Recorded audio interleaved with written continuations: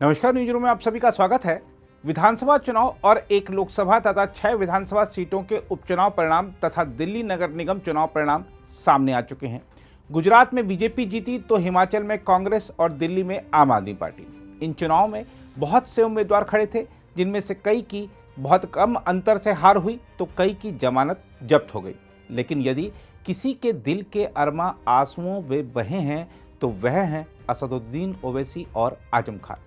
ओवैसी ने गुजरात में पूरा दमखम लगाया और बिल्किस बानो मामले को बड़ा मुद्दा बनाने का प्रयास किया। रामपुर में आजम खान ने जनता के बीच भावुक होकर और रोकर वोट मांगे, लेकिन जनता ने इन दोनों ही हवाई राजनीतिक सूरमाओं को खारिज कर दिया। ओवैसी ने बिल्किस बानो को आधार बनाकर गुजरात में अपनी सियासत शुरू करने की कोशिश की थी, लेकिन हम आपको बता दें कि बीजेपी ने गुजरात के दाहोद जिले की लिमखेड़ा विधानसभा सीट पर भी जीत दर्ज की है, जहां कभी 2002 के दंगों की पीड़िता बिल्किस बानो रहा करती थी। ओवैसी हैदराबाद से बाहर निकलकर हर जगह अपने पांव फैलाना चाह रहे हैं, लेकिन जनता उन्हें उल्टा लौटा दे रही है। अभी इसी साल उत्तर प्रदेश विधानसभा चुनाव में भी उन्होंने बड़े बड़े दावे कर डाले थे, हिजाब को मुद्दा बना दिया था, लेकिन यूपी की जनता ने उन्हें खाली हाथ लौटा दिया। ओवैसी गुजरात में भी बड़ी बड़ी हुंकार भर रहे थे और उनकी पार्टी ने 13 सीटों पर अपने उम्मीदवार उतारे थे, लेकिन उसका खाता ही नहीं खुला। अब ओवैसी कह रहे हैं कि वह हतोत्साहित नहीं है। गुजरात में पहली मरतबा मजलिस-ए-इत्तेहादुल मुस्लिमीन ने असम्बली इंतखाबात में हिस्सा लिया। 13 विधानसभा असम्बली इंतखाबात में हमारे उम्मीदवार थे।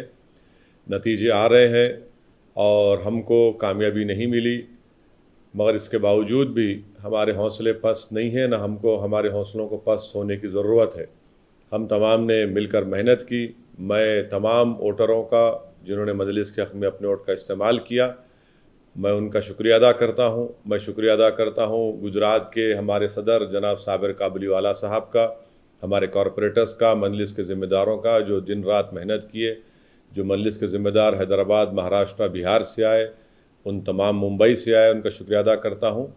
और इंशाअल्लाह ताला हम लोग बैठेंगे, बात करेंगे, अपनी कमज़ोरियों को दूर करेंगे और आइंदा भी मजलिस को लेकर आगे बढ़ते रहेंगे, मजबूती हासिल करेंगे। मुश्किलात हैं, कमज़ोरियाँ हैं, मगर मुझे यकीन है कि आप तमाम हम लोग मिलकर मेहनत करेंगे। और मैं बिलखुसूस जनाब साबिर काबुलीवाला साहब का, उनकी तमाम टीम का शुक्रिया अदा करता हूँ कि हमने सब ने मिलकर मेहनत की। अल्लाह की जो मर्ज़ी है अल्लाह बेहतर जानता है, मगर हमको अपनी मेहनत को जारी रखना है, कोशिशों को लेकर आगे बढ़ना है।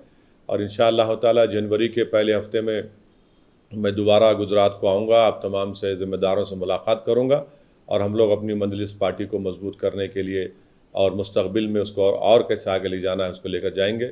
ये अवाम का फैसला है, हम उसकी इज्जत करते हैं। दूसरी ओर यदि आजम खान के किले या आजम खान के गढ़ माने जाने वाले रामपुर की बात करें तो यह पूरी तरह ढह गया है। आजम खान यहां से 10 बार विधायक रहे, लेकिन अब उनका राजनीतिक सफर यहां लगभग समाप्त हो गया है। रामपुर में बीजेपी उम्मीदवार आकाश सक्सेना ने सिर्फ जीत हासिल नहीं की है, बल्कि वह इस सीट पर जीतने वाले पहले हिंदू विधायक भी बन गए हैं।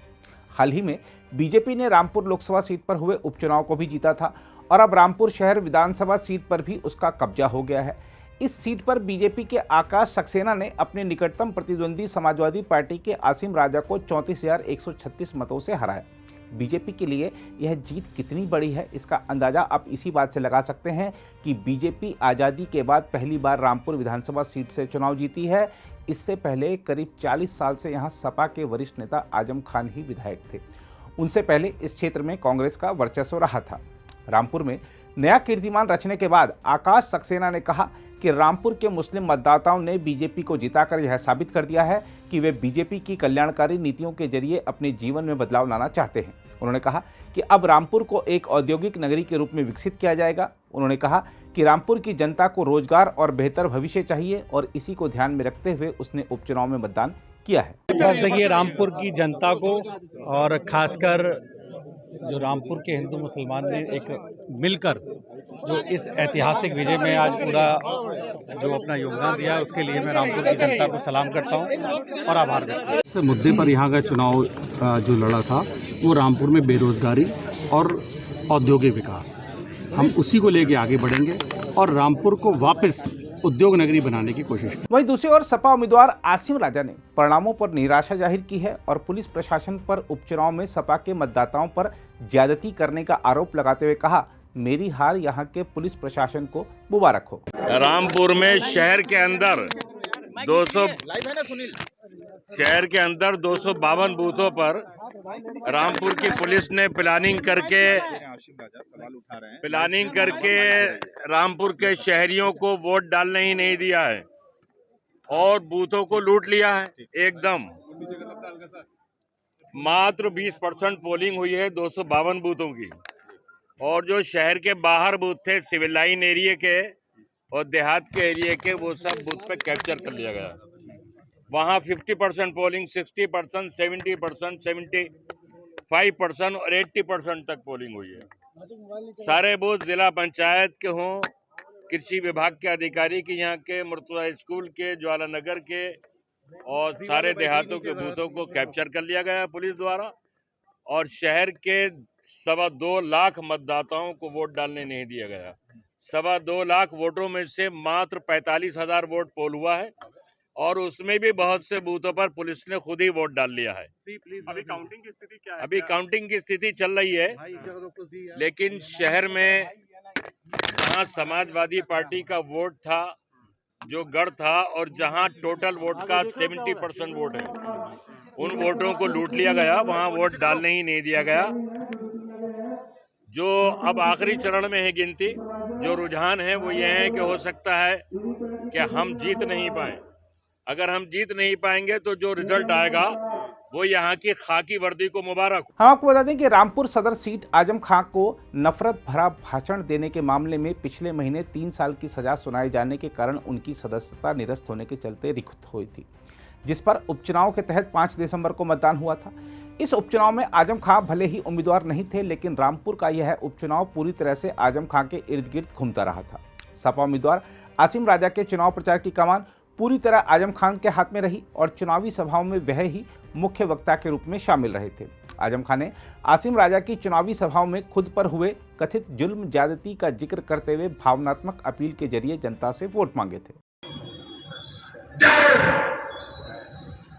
हर लम्हा जुल्म का इंतजार,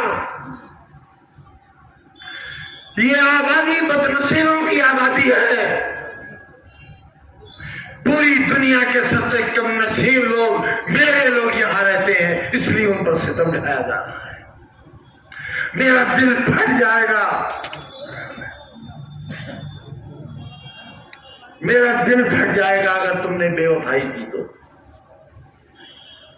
अब मेरे साथ धोखा मत करना, मेरे पास बहुत वक्त है भी नहीं,